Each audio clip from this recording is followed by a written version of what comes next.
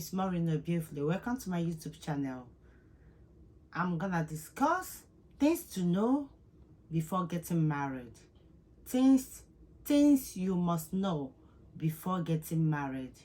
When I say know is essential, things you must know before getting married. 1. Marry a good communicator. Marry a good communicator. Okay, so why I say this is so many people find it difficult in their marriage life to communicate, and you know communication is very essential in marriage.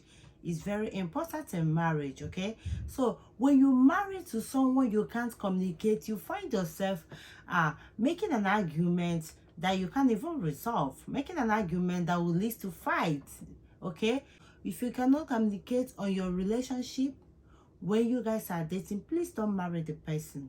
It's very important. You cannot be scared of your spouse while communicating. Sometimes you will see a lot of spouses, especially the men, they are running away from arguments, unresolved fights. Okay, so but that's not the solution. That is the reason why you will marry someone that have sense. Marry someone that have sense, so you guys can communicate with each other amicably. Okay, I know we disagree sometimes. You can bear me witness, even your brothers and sisters as a siblings, we disagree, right? Yes, your siblings, the same blood, you guys disagree.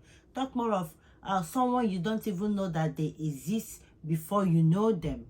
Okay, so that thing you are running away from, you will still get into it. So you better communicate your relationship, know the person, how the person communicates, if it's a person that comprehends something, if it's a someone that can hold communication for a long time. When it comes to deeper communication, the arguments that will lead to a fight, that is when you will know that communication is very important. That time you might tell your partner, let's talk about this. Some partner will run away from it, and you will bear the grudges, and everyone will still bear the grudges. The next thing is, boom, it will burst like fire. So that is the reason why make sure you marry someone that you can communicate with. So know this and know peace. Okay. 2, don't change your partner. So know this. If you are trying to change someone, I think it doesn't make any sense to me. Okay, so try to change your own self, on else the person realize, oh, I need to change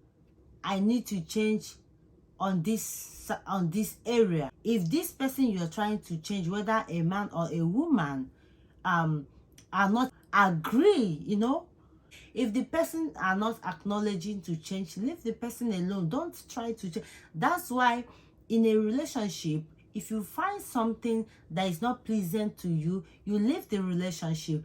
Don't stay in that relationship thinking that when you marry to that guy, when you marry to that lady or that woman, that he or she will change. Lie. He or she might decide not to change. You can't force someone to change. Okay, you cannot. The only thing you do is, instead of you trying to argue all the time to change that person, please change your own self. Maybe if you marry a guy that he always throw his clothes anyhow in the house, instead of you complaining, you tell the person one time, he did not listen to you or he did not change. Instead of you to start pointing on the same issue, the same matter every time, buy a hamper. Okay, you can buy a hamper. Okay, honey, if you take out your clothes, put it inside this hamper. You know what I mean? Trying to create something that you tell the person, oh, look at this, do it this way, if the person cannot change. That's what I says. In a relationship, something you cannot accept, please, if you don't want to accept it, don't marry the person. Because if you marry the person, that means you already know that this person is like this. You got to accept the person the way he or she is, or else the person is willing to change. You know what I mean? You will see a man or a woman not educated, or he's not all that smart. You will see the person longing, not you trying to change the person. No, because you already know that the person is like that before you marry the person. The person will be longing to go to school.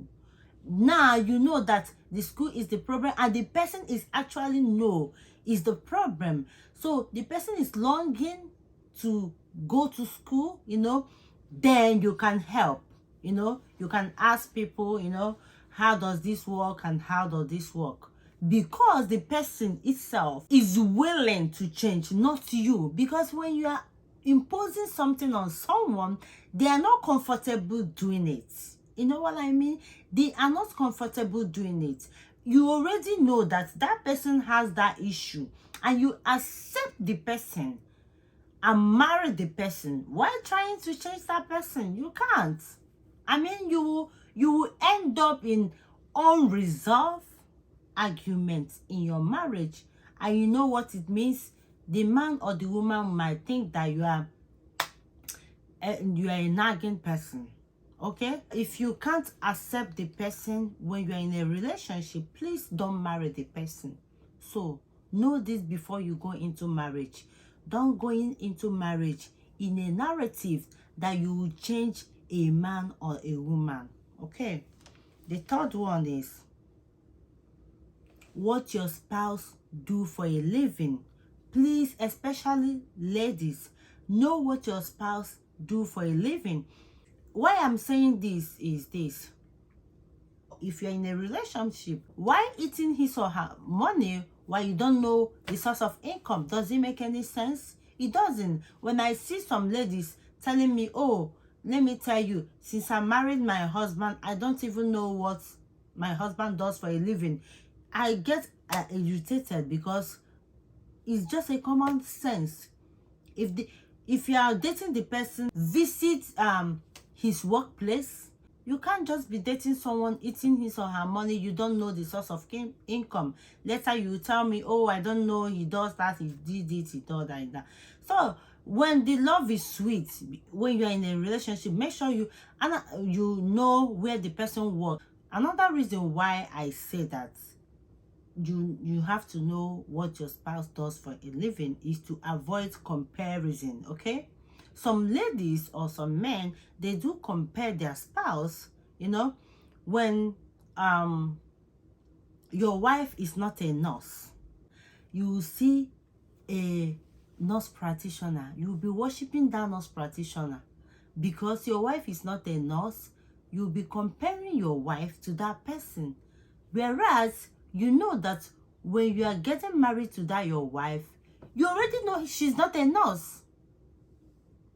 You know what I mean? You already know she's not a nurse. So why are you comparing her work as a nursing assistant or as whatever, as a hairdresser, with the person, with the other person that is a nurse practitioner? You don't even know whatever is going in that family. So why are you comparing your spouse?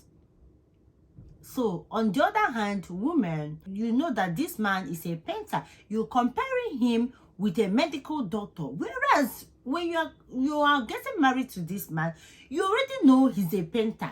So are you expecting him to change his handwork because of you? Does it make any sense? That is these small things, bring up quarrel. You start comparing him with a medical doctor. Oh, this medical doctor, he buys his wife a Gucci watch. He buys his wife the latest Mercedes, the latest Mercedes in town. And I don't, so there's some certain things I will hear. I will be like, are they human beings talking? Like, your husband is not all that rich, and you agree to marry him. Now you are comparing your husband to someone else that is rich. Why didn't you marry the person and leave your husband alone? The fourth one, avoid getting married to a bidder. So now I have a lot of people, they get married to a bidder, someone that beats you, and you still there saying God will change him. Which God will change him?